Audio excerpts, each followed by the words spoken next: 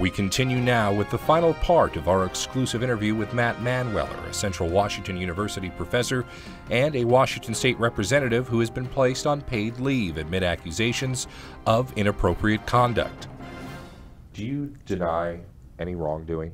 Oh, absolutely. Yeah, and I've denied it 12 years ago when the allegations came out, and the investigation concluded the same thing.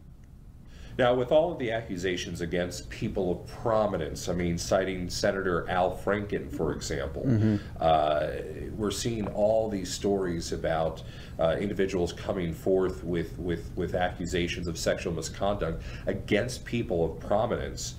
Do you think a lot of these women coming forward are just less afraid due to what's trending in the media, coming out against these individuals, or do you think it's mass hysteria and a bit of a witch hunt? Well, it's probably a little bit of both. I mean, obviously the things that we learned about Harvey Weinstein and Kevin Spacey and Matt Lauer were pretty shocking to the American psyche.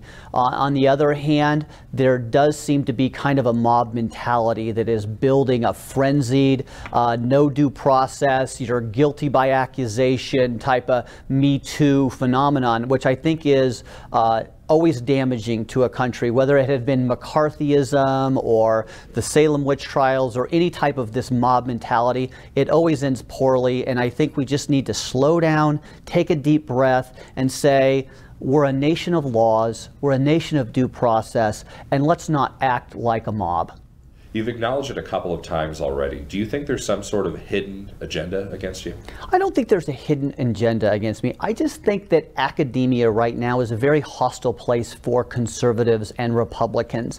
And, you know, when you are in that environment, you don't get the benefit of the doubt. You get the assumption of guilt. If there's a way you can get you, they can. And so we've seen it at Evergreen. We've seen it at universities around the country. Just academia is not a really friendly place for Republicans and conservatives.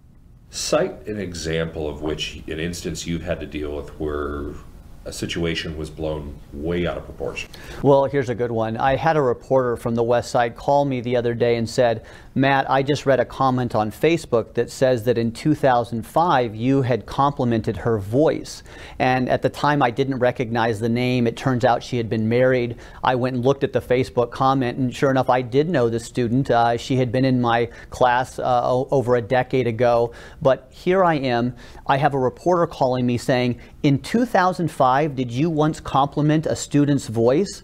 And I didn't know how to respond. I was like, well, I don't remember comments that I made in 2005, but even if I had, it wasn't meant to be inappropriate or anything. But we're now literally getting down to where people are saying, I remember 12 years ago, he made a comment about my voice. So when this student writes on Facebook, you know, Professor Manweller had commented on my voice, the next comment is by the director of the Human Resources Director at Central Washington University saying, if you'd like to file a complaint, call me at this number. So, I mean, it's literally just a woman makes a comment on Facebook, and then the director of HR at Central Washington is giving her phone number saying, I'm inviting you to file a complaint against him because 12 years ago he may have made a comment about your voice. This is what I mean by witch hunt mentality.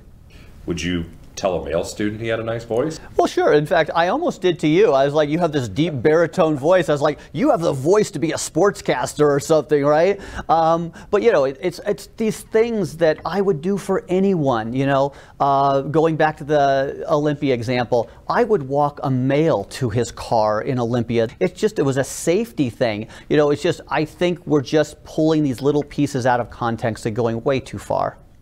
iFiber has reached out to Central Washington University for comment, inquiring about HR involvement in employee social media usage, but they have not returned our calls. According to a university letter issued to Manweller on December 8th of last year, he is not allowed to have any contact with current or past CWU students and is banned from the campus during the investigation.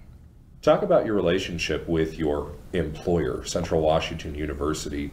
How has your relationship been with them before that investigation in 2012, after, and now? Well, it's had its ups and downs, as you can imagine. In my first 6 years there, I was given early tenure, which is rarely given to any professor. They gave me tenure earlier. Then when I ran for office, the relationship soured. As you can imagine, to have a high-profile professor be a Republican, that doesn't really sit well in academia. I think they would have preferred a Democrat maybe represent them, not a Republican. There were these allegations that were investigated. I was very frustrated. I was like, why did you wait 6 years to do this? You know, why are you doing it just now when I'm running for office? Well, we let bygones be bygones, and we had a pretty good relationship. I've advocated for both Big Bend and Central Washington University while being in the legislature, trying to get them money for their flight programs and such. But now, of course, the relationship is soured again, as you know, they are rehashing these 12-year-old allegations. As I mentioned before, you are on paid administrative leave now. Would you go back to CWU, though, if you were reinstated? Absolutely, for two simple reasons. I love teaching, and I love both of my children, who I would like to be able to keep a roof over their head and feed them. So, I mean, we have a citizen legislature, and you're supposed to have a job. And the one thing I've always done my entire life is be a teacher, and I love being a teacher.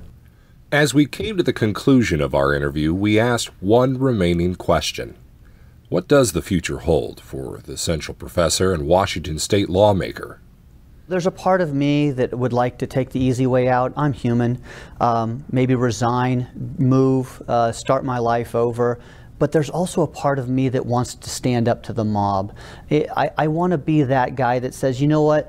This has gone on enough, and if we're just going to destroy people's lives with anonymous allegations from decades ago, who is going to be that person that stands up and says, enough is enough? But what I would say to you is that if I was unmarried, if I had no kids, I would fight this with every fiber in my body. It's just so unjust to me. But I also have to temper that tendency with the fact that I am married, and the things that I do affect my wife. And I do have 2 children, and the things that I do affect their future and their way of life too. So you're caught in these kind of crossroads. The part of you that says, I want to fight this mob mentality, but then the other part says, I want to do what's best for my wife and best for my kids. There is a part of me that wants to take the easy way out, but at this point, I'm not taking the easy way out. I'm going to stand up to this. I'm going to stand up to the mob. I'm going to stand up to the West Coast media, and I am going to keep my job, and I am going to run for re-election. We will continue the story when more information is brought to light about his current accusations. For now, Manweller will push forward towards returning to a normal life. Thank you for watching the exclusive interview with State Representative and CWU Professor Matt Manweller.